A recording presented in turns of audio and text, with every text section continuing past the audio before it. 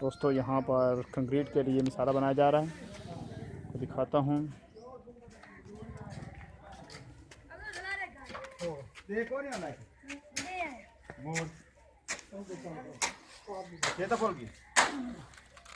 यहाँ पर कंक्रीट के लिए मसाला बनाया जा रहा है जनाब। ये मसाला तैयार हो चुका है। तो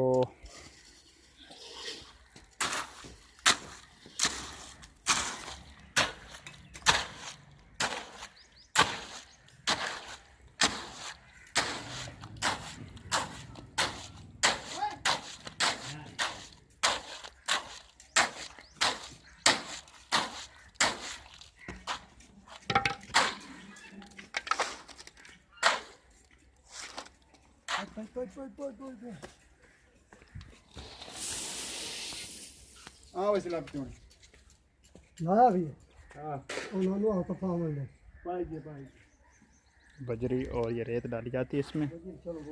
इस तरह का